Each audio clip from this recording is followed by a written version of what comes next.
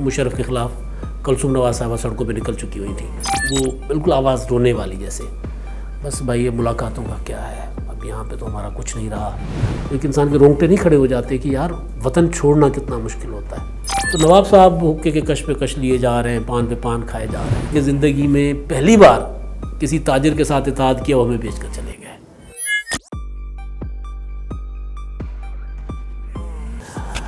مشرف کا زمانہ ہے اور پاکستان میں امریت ہے. نواز شریف صاحب جیل میں ہیں اور ان کی اہلیہ بیگم کلثوم نواز صاحبہ تحریک چلا رہی تھیں. اور یہ وہ زمانہ ہے جب میں حیدرآباد سے لاہور آیا تھا. کاوش اخبار میں کام کرتا تھا میں, اور مجھے ذمہ داری دی گئی کہ جی میں لاہور جا کر کوریج کروں. اس وقت دو ایشوز تھے. ایک ایشو تھا پانی کا, سندھ اور پنجاب میں پانی کا بہت تنازع تھا, اور اس سے بڑا ایشو مشرف کے خلاف کلثوم نواز صاحبہ سڑکوں پہ نکل چکی ہوئی تھیں. تو مجھے اسائنمنٹ ملی گئی جی میں لاہور سے جا کے رپورٹ کروں, اور آپ ٹھیک ہے بالکل ینگ تھا میں نے کہا جی میں چلا جاؤں گا. تو اس دوران جب میں یہاں آیا تو میرا آنا جانا لگا رہتا تھا ماڈل ٹاؤن 180H. وہاں بیگم صاحبہ بیگم کلثوم نواز اللہ بخشے وہ ہر ہفتے ایک لگایا کرتی تھیں مجلس تحفظ پاکستان کے نام سے, تحریک کا آغاز سے.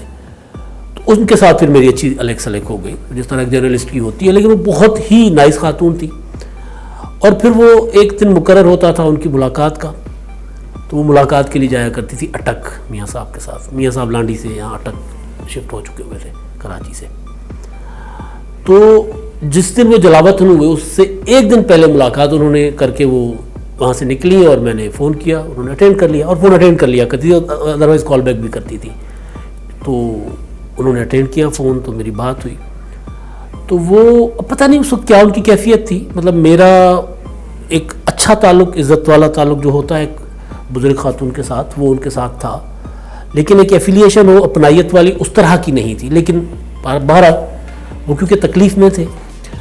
تو 9 دسمبر ہے, مجھے اچھی طرح یاد ہے 2000, اور بیگم کلثوم نواز صاحبہ سے میں نے پوچھا جی کیسی ملاقات رہی, تو وہ بالکل آواز رونے والی جیسے. بس بھائی یہ ملاقاتوں کا کیا ہے, اب یہاں پہ تو ہمارا کچھ نہیں رہا, ہم تو اب جہاں سے جا رہے ہیں. میں کہا جی میاں صاحب کیسے تھے؟ اس وقت پہلے سوال پہ میرا ان کی بات پہ میں نے اس کو مطلب سمجھ نہیں پایا. میں کہا جی میاں صاحب کیسے تھے, کیا کہہ رہے تھے, اپنے مقدمات یہ وہ سارا. نہیں جی اب کہنا کیا مقدمات کیا, ہم تو جا رہے ہیں, بس اب ابا جی کی طبیعت بالکل خراب ہے اور بس ہم یہاں سے اب جا رہے ہیں. پھر اس کے بعد میں نے ان کو کنگالا, پھر مجھے دماغ میں کہ یہ تو جا رہے ہیں. تو وہ بہرحال میں نے وہ اپنی دفتر آ کے آن ریکارڈ ایک خبر فائل کی, اور کاوش اخبار کے لیے میں کام کرتا تھا. تو اس کے بعد اگلے دن پھر عامر میر صاحب کی بھی اس میں جنگ اور دی نیوز میں وہ خبر لیڈ لگی ہوئی تھی. اور پھر ظاہر ہے پھر ہم نے دیکھا کہ جی وہ جا رہے ہیں, کارپیٹ بچھا ہوا ہے, اور سارا وہ جو 10 دسمبر کا دن ہے اور ان کی تیاری تھی جانے کی. ہمارا کام یہاں پہ یہ تھا کہ ہم کیونکہ وہ الیکٹرانک میڈیا نہیں تھا, اخبار والے سارے رپورٹرز, تو میں ان رپورٹرز میں تھا, جونیئر ترین تھا, جو نوازادہ نصر اللہ خان صاحب کے خدمت میں ہر روز حاضر ہوتا تھا جا کے. اس وقت نا ایک ہی مرکز تھا یہاں پہ, یا تو ماڈل ٹاؤن تھا, یا نواب صاحب محترمہ بینظیر بھٹو شہید بھی جلاوطن تھیں, پیپلز پارٹی کی ایکٹیویٹیز بھی ہوتی تھیں, لیکن اس وقت ابھی اتنی بڑھی نہیں تھی, تو نواب صاحب لگے ہوتے تھے. تو تب تک ARD میں مسلم لیگ نون شامل ہو چکی ہوئی تھی. عمران خان صاحب چھوڑ گئے تھے, اور وہ طاہر القادری صاحب بھی چھوڑ گئے تھے. GDA پائی سے GDA بنا, GDA سے پھر ARD. GDA میں جیسے ہی نواز شریف صاحب کو شامل کیا گیا تو عمران خان صاحب اور طاہر القادری صاحب چھوڑ گئے تھے. تو اس کے بعد ARD بنا. تو یعنی ملاقات جیسے ہی ہوتی ہے نواب صاحب کے ساتھ بیگم کلثوم نواز صاحبہ کی, تو اس کے کچھ عرصے بعد یہ ہو جاتا ہے. تو 10 دسمبر کو ہم بیٹھے نواب صاحب کے پاس, مجھے اچھی طرح یاد ہے, میں تھا, خواجہ فاروق سعید صاحب ہمارے سینئر, چودھری خادم حسین صاحب ہیں وہ تھے, اشرف ممتاز صاحب ہمارے بہت سینئر جرنلسٹ ہیں, لیاقت انصاری میرا دوست ہے, ہم بالکل ہم عمر, یعنی ہم مصر صحافی, ہم سارے بیٹھے ہوئے تھے. تو نواب صاحب حقے کے کش پہ کش لیے جا رہے ہیں, پان پہ پان کھائے جا رہے ہیں. نواب صاحب بول نہیں, نواب صاحب کیا, انہوں نے کہا یار بات یہ ہے کہ زندگی میں پہلی بار کسی تاجر کے ساتھ اتحاد کیا وہ ہمیں بیچ کر چلے گئے.